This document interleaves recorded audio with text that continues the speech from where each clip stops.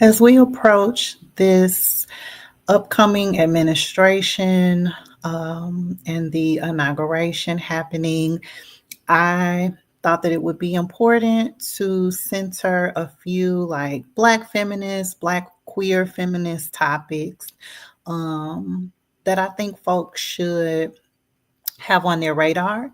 And this is one that I talked about a year ago that I think will become a little bit more mainstream, unfortunately. And want to know what y'all think about it. I am going to start this off with two of the videos that I made last year, and then I'm going to share some recent information. Hey y'all, my name is Sequoia. I use she and her pronouns, and I wear a few different hats, but for the most part, I am an artist. I am a art educator, a professor, a therapist, and a few other things. But I identify as a Black queer feminist, and I feel like there is a gap in information out there for Black queer feminists. I feel like, we have news sites, reporting on certain things, so like places like Autostraddle, I was going to say Jezebel.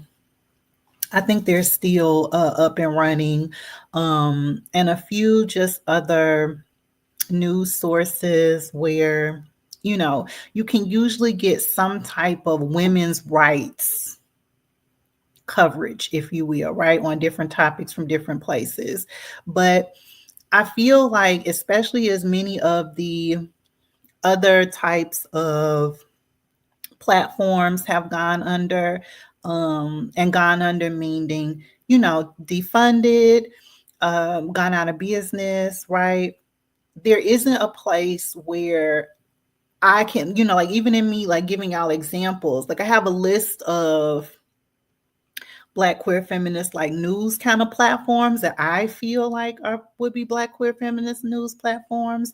And I've asked a few of my friends, many of whom identify, as professors and, organizers and activists and things like that. Like, where do you get your news from about like women's issues, and then more around the intersections of like Black women, Black queer and trans folks? Nobody could give me, any one specific thing. And so this is my attempt to fill in a little bit of those gaps. And just in the sense of, I it's certain news, articles that I follow, it's certain things that happen that I follow. And yeah, I want to connect with other folks, more folks, to see like, are y'all looking at this stuff too? And what do you think about it? Hence the name Canary in the Coal Mine series. And so these are occurrences, things that are happening in our communities, locally, nationally, and globally, that you might be looking at and saying, what's going on there? Um, and can see the potential threads to impact Black queer and trans folks, Black queer feminists, right? So that's the introduction. I'm going to get into some things. Um, yeah, and then we will see how it goes. So let's see. I'm going to be a little bit of a millennial here, and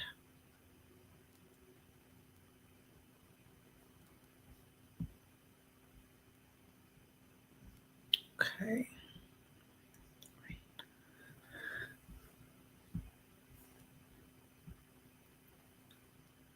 Okay, so as I mentioned, this is the topic for today. I want to talk about um, some videos that I made last year, that are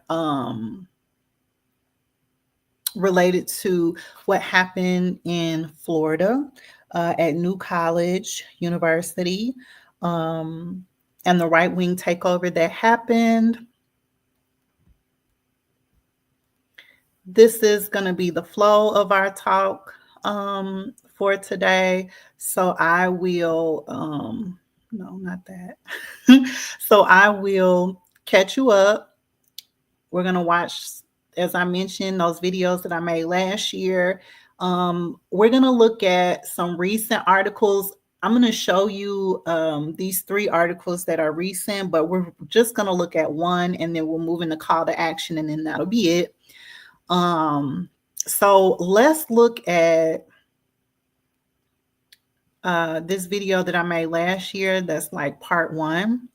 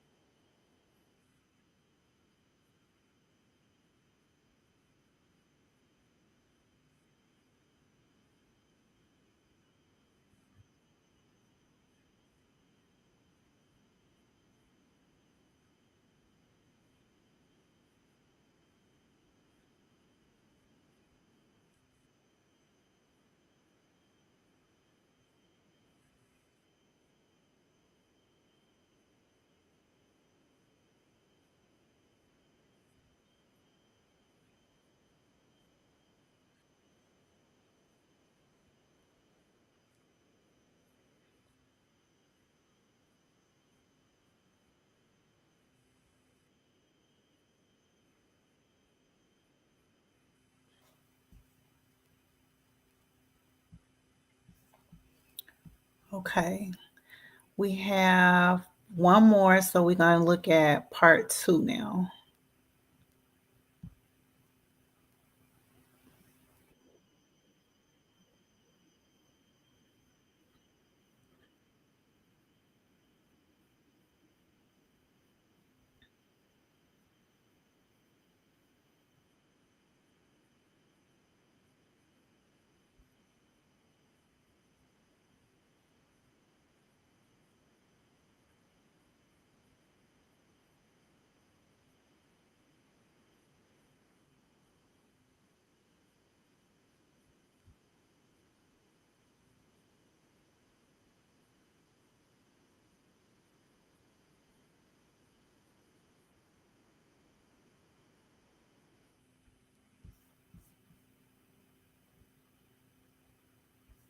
Okay, so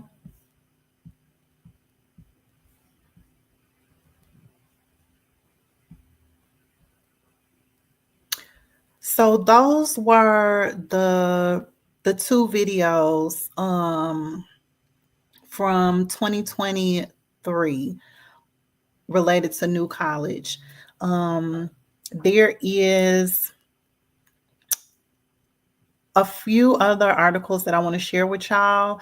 One thing that I wanted to mention was I am on a women's studies listserv.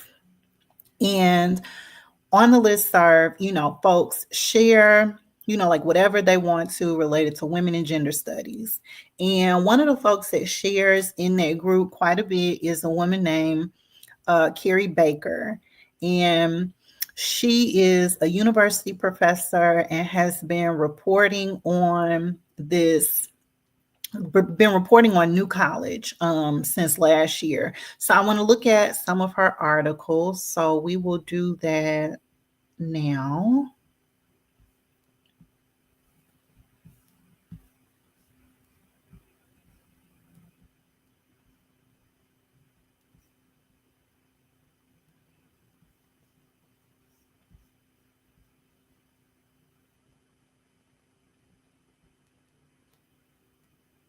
Okay, and here are her articles.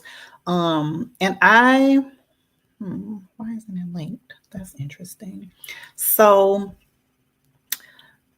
these are 3 articles from this year, from 2024, from the journalist Carrie Baker. She also has a podcast episode that if like you're more interested in that, I can definitely if you're more interested in this topic and want to listen to our podcast, I can link it in the video in the comments.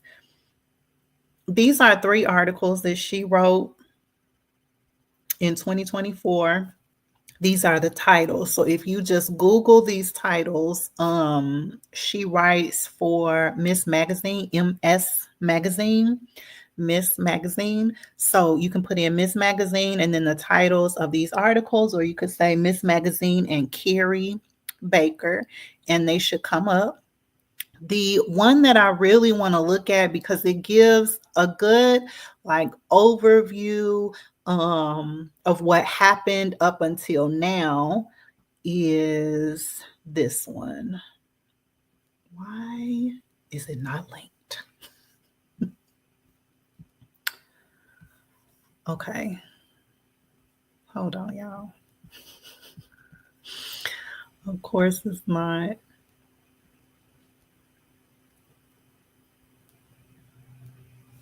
Doing what it's supposed to do. Okay. Hold on.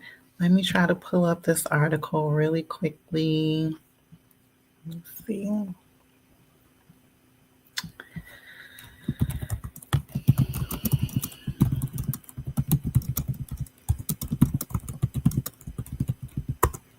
What reignited again, me to want to come back to this topic is not only, how what happened with the elections and everything. I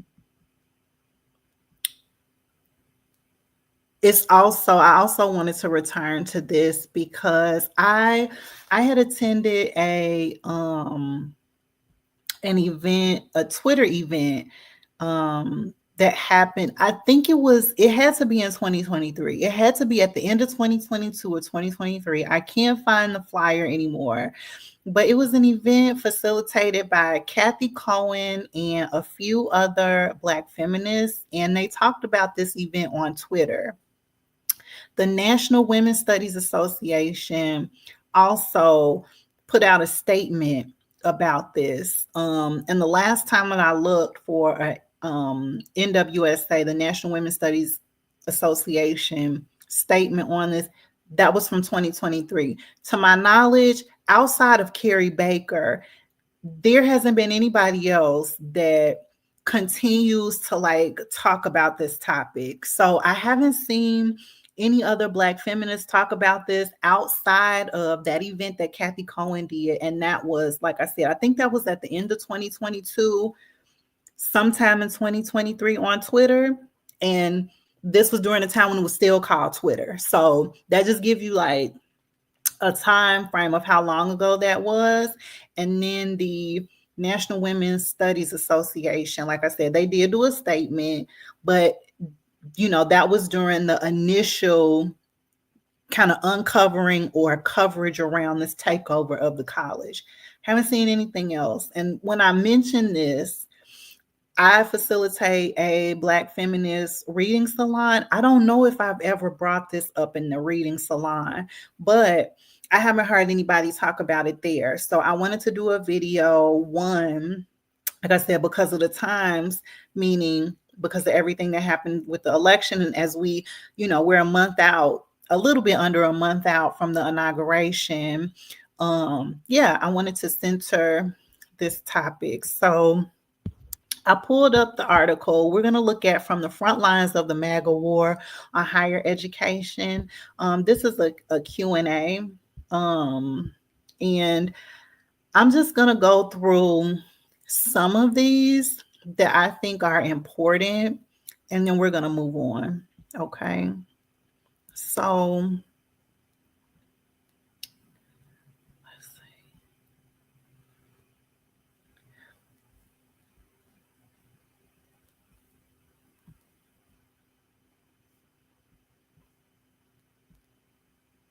Okay.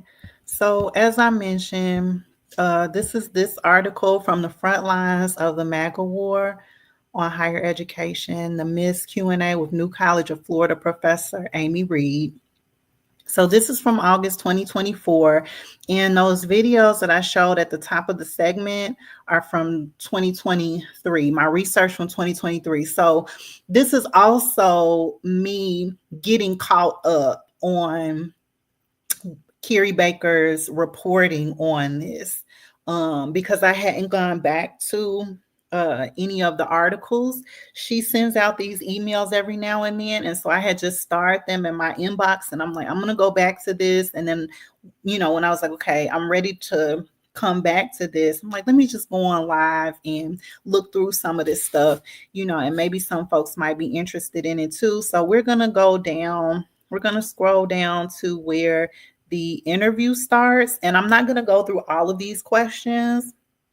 I am just going to go through a few that will update me and y'all about what's been going on. And then you have all the information, here that I've gone through. So you can definitely check it out. If you have questions about any of this, please drop it in the comment section. I would love to hear your thoughts about this. So she starts off, Carrie Baker, again, is a professor herself, but she's been pretty vocal about staying on top of this takeover and like what's been going on and keeping folks updated. And this is an interview with a professor who, I don't know if this professor is still there, because again, this article was done in August. And it's December. So this was a professor that at least at that point had still some type of affiliation to New College in Florida. So she starts off by asking, like, what was New College like before the takeover? Carrie then goes into like what led to the takeover. And I didn't go into this part in those two videos that I showed y'all at the top of the segment. But again, this is one of the reasons why I wanted to look at this particular article, because it gives a really good, like, you know, kind of overview of what happened then and then kind of where we are now. So this talks about the legislation piece and how this started back in 2021.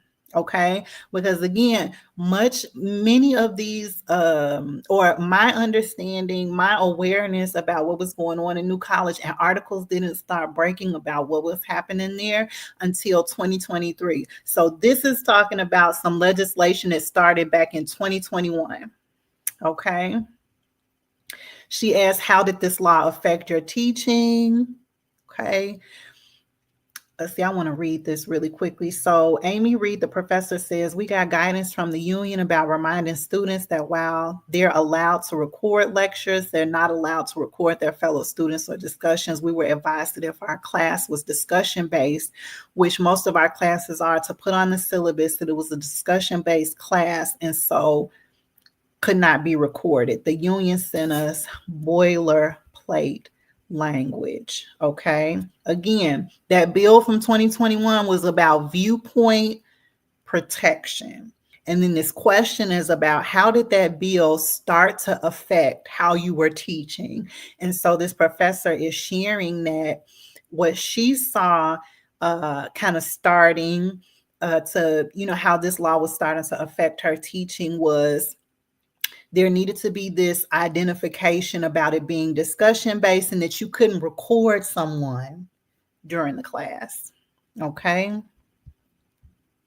Let's see. Then it goes into what other laws did they pass that impacted New College. Okay. So this then goes through another breakdown of additional legislation that happened that supported this takeover. So she goes into looks like 3 additional pieces of legislation. I'm not going to go through that because it is Florida specific, right? But I think that this is important to look at if you are someone that's interested in this topic, that there was a foundation laid for this takeover, right? And what Carrie Baker and Professor Reed, the person that's being interviewed, is laying out for us is what that foundation looked like.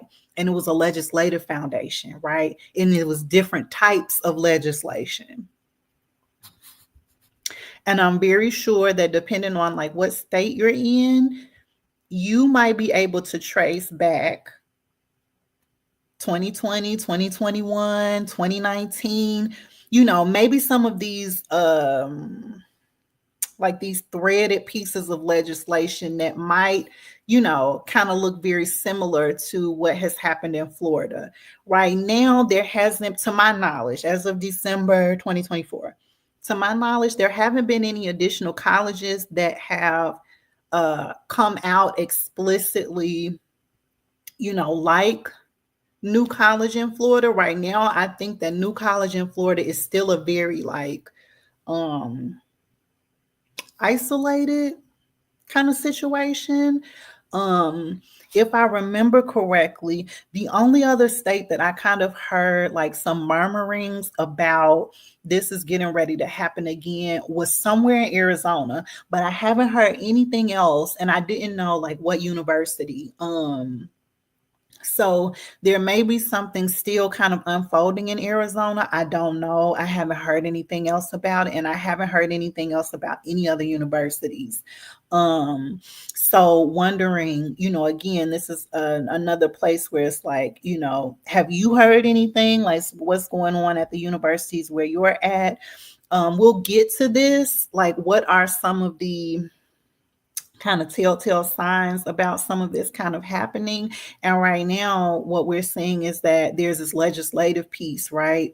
As we move on, we'll see where the board of a university is also an indicator of this type of right wing conservative, like takeover in a university might be happening.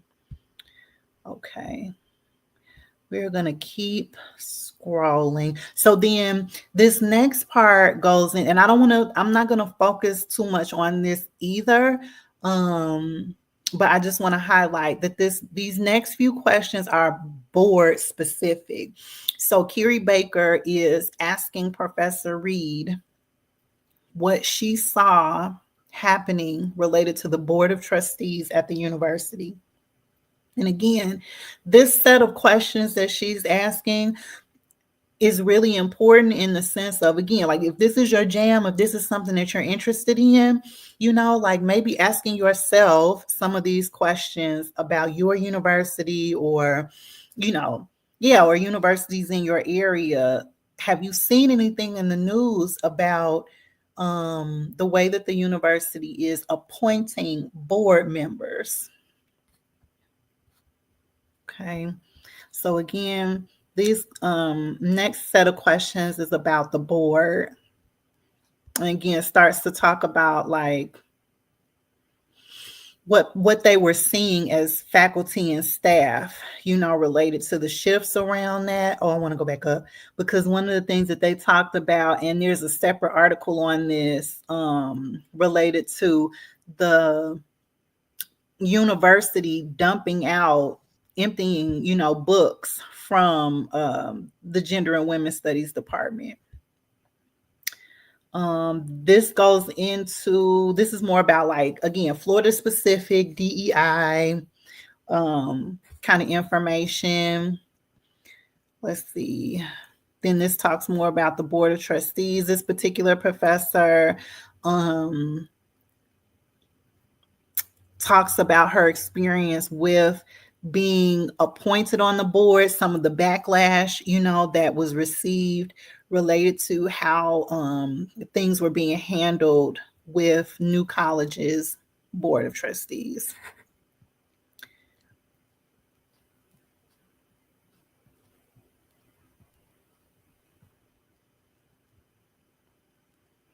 Okay.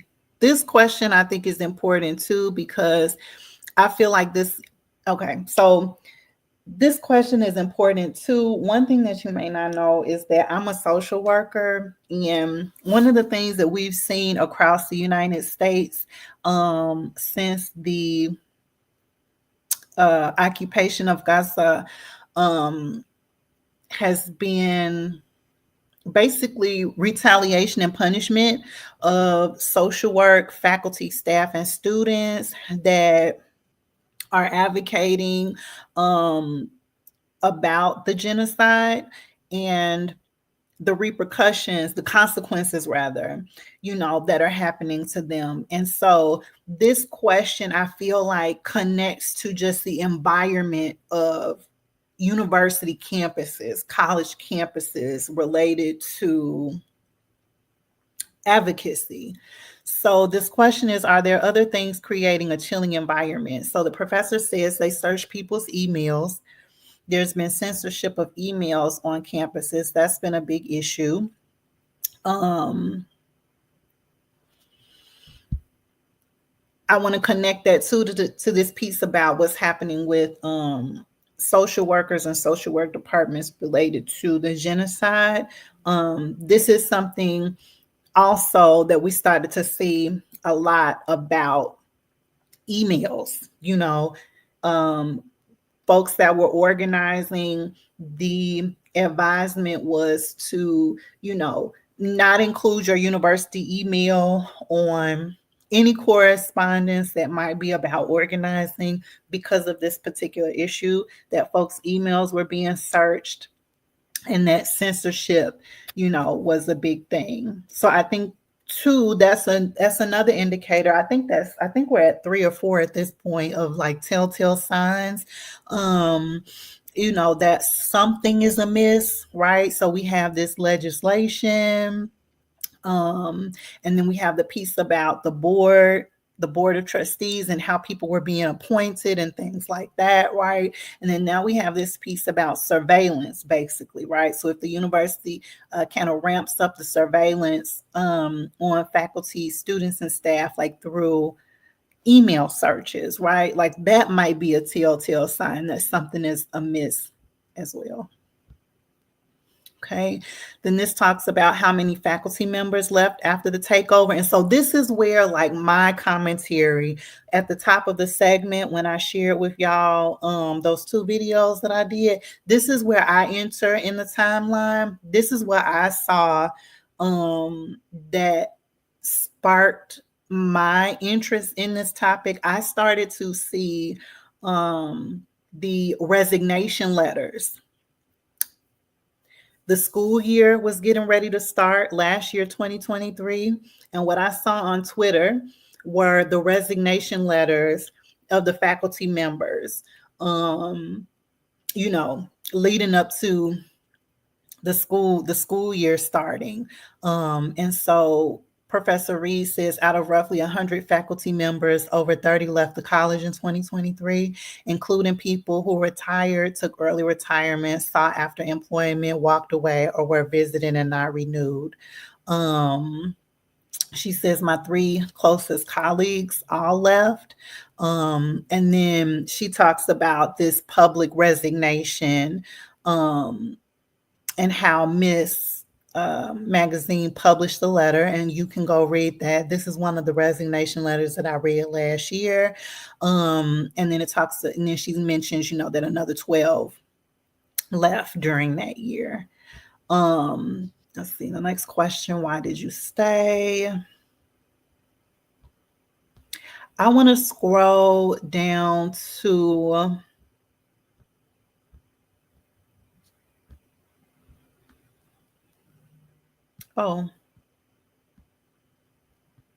maybe that's why. Maybe that's where I want to stop. Yes, because this, again, starts to talk more about the students and everything, and that's definitely very important. So for sure, check that out. Okay, maybe this is where I do want to stop. Yeah. Okay. So let's see. I want to go to a different part of this.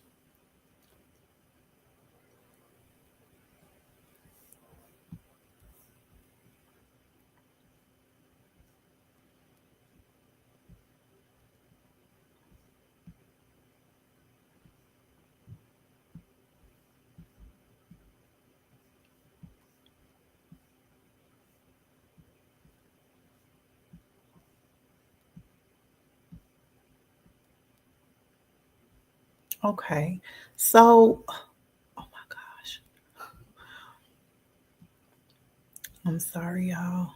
Just be patient with me. What am I trying to do? Okay. I want to share this.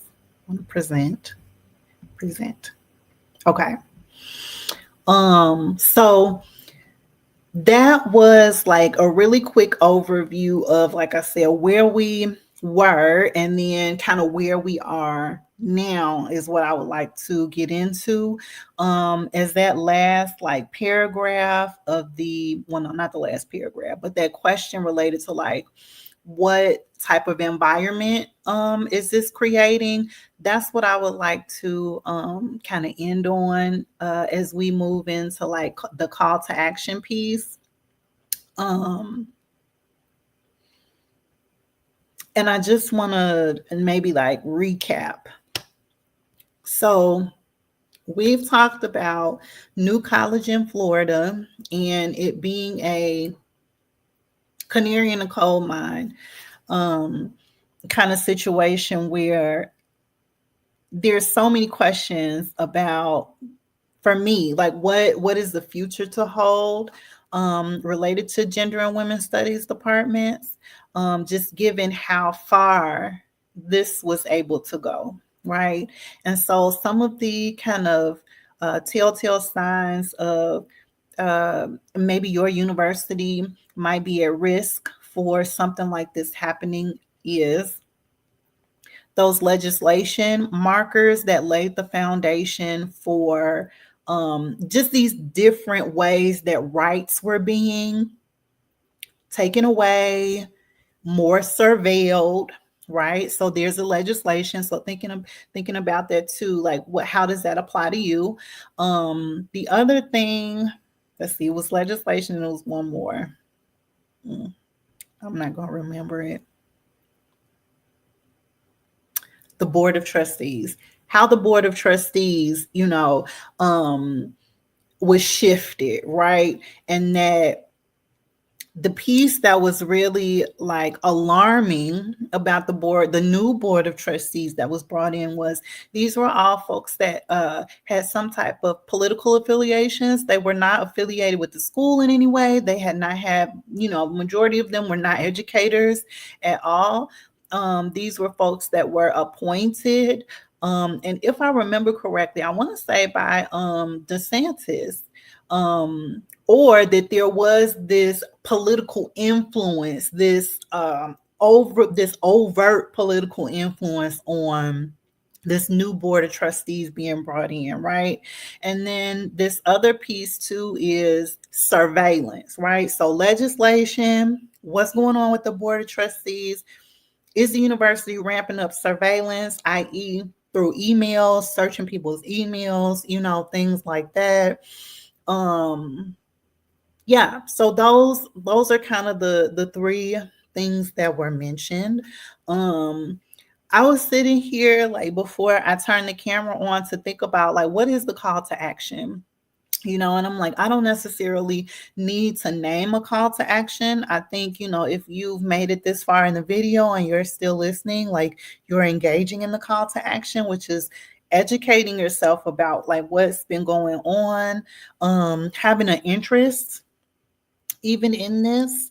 Some of the things that I wrote down from like reflections previously while I was doing my research is like, what are the questions for 2025? So like, what if this situation, if the takeover in New College in Florida was an isolated incident, right? Let's say it's never going to happen again. What are the lessons to be learned from that? I definitely don't think that it's not going to happen again. I think that Florida New College is actually a model for how to do this. But just indulge me as it relates to, what would be the lessons to be learned from a situation like this if it was an isolated event, right? What are some of the other industries or areas that we could see right-wing conservatives approach this type of takeover and abolishment of access in this type of way? I made a video a long time ago talking about Black feminism, Black queer feminism has an access issue. And, for me, this is a piece of the call to action, in that we see the ripple effects of how the takeover of New College, impacted the Women and Gender Studies department, and how there was a lot of conversation about cultural studies, ethnic studies, right? So Black studies departments, Latine, studies departments, all of the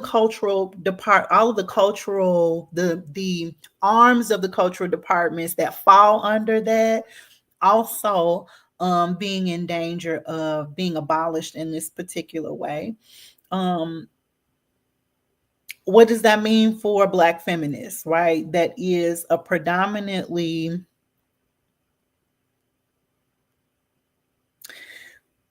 let me take back the word predominantly. Let me say a systemic space that usually houses Black feminism, our universities, right? It's academia. And so if we see that these spaces are even more in line for danger in this particular way. What does that mean about the generations, the upcoming generations related to Black feminism, Black queer feminism? I have a lot of different thoughts about that, because I think, I know I've already been seeing like just not a really good indicator of intergenerational sustainability related to like Black queer feminism. I think that there is a particular,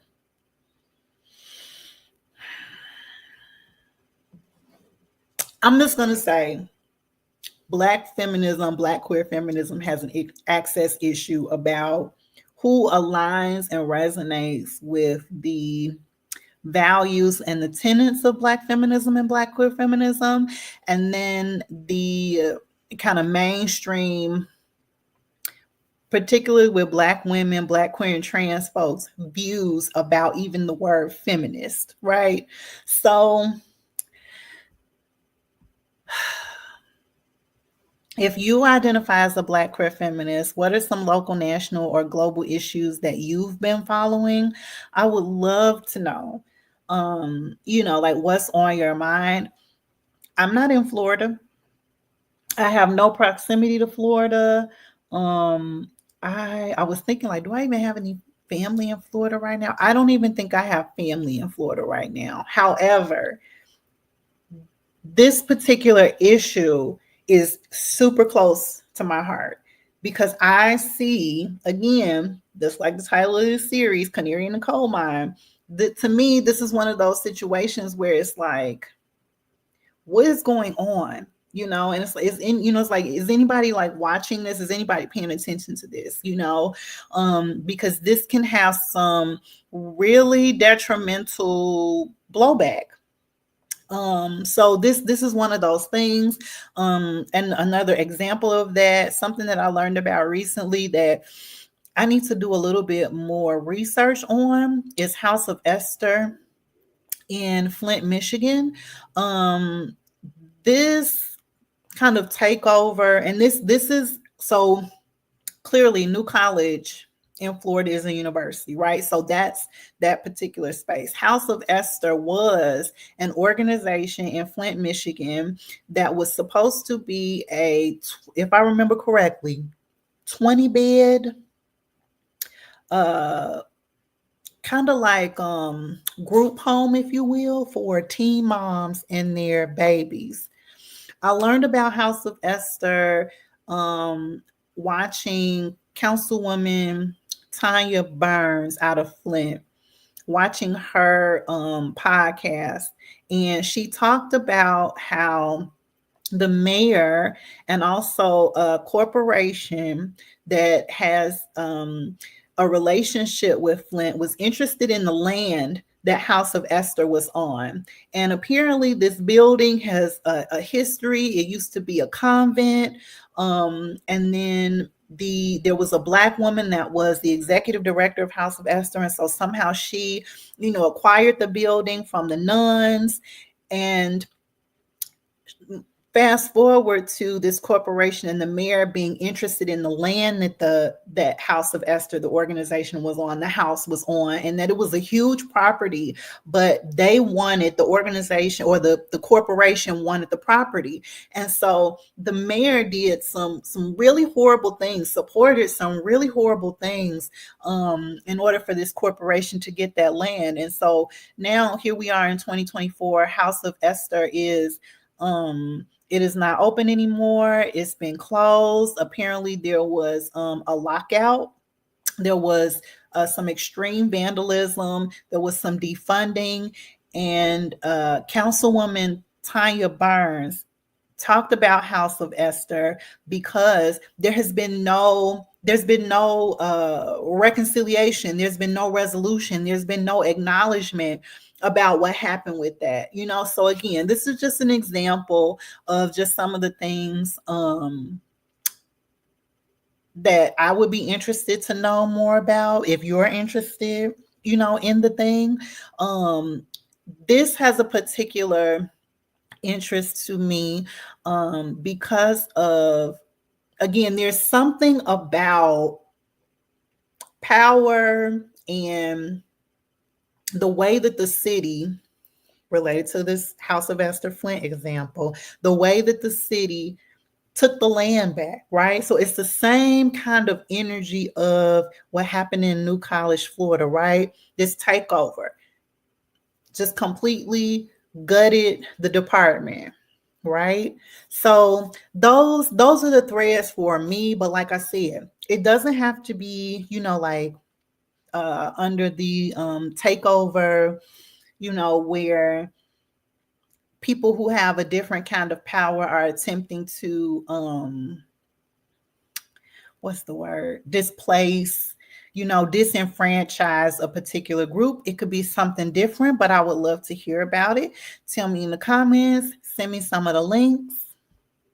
I would love to I would love to know about it. And then, definitely check out some of the other videos that I have in the series. I have one up right now about the organization Black Feminist Futures and what happened right before the election happened. And I think that information is still very relevant to organizing, especially as we move into, again, this new administration. Our work is still cut out for us. So that's it, y'all. That's all I got. I talked for an hour. I hope that this was clear. I hope that it was informational, you know. And then I'll be coming back soon with something else. It might be related to House of Esther. But I have like a list of things that I, just keep an eye on. And I'll see you. I'll see you for the next one.